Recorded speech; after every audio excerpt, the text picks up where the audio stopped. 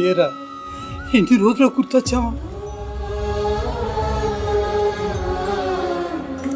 20 సంవత్సరాల నుంచి ఈ ముసలి వాళ్ళు సచ్చారా బతికారని చూడాలనిపించలేదురా. నేనేదో కోపంతో మాట్లాడితే మా బాబు కోపం తగ్గిపోతుందని అనిపించలేదురా. వెళ్ళే ముందు ఒక్క క్షణం ఆలోచించకపోయావా? మా బాబు కొడుకును దూరం చేసుకునే అంత నీచుడా అని. అరే ఏదో కోపంలో 4 మాటలంటే మాట్లాడలేదని ఇల్లు వదిలి వెళ్ళిపోడినారా?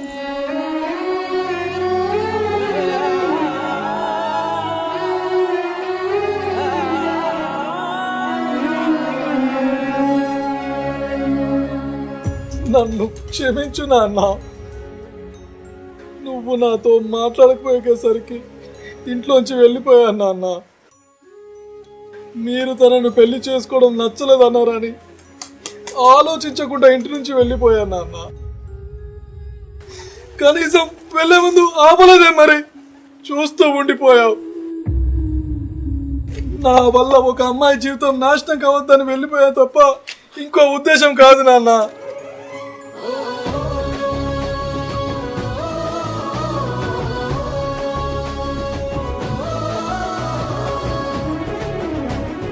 మీరు బాగానే ఉన్నారు.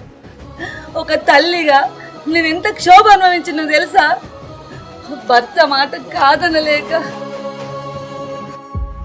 కొడుకు ప్రేమను పొందలేక,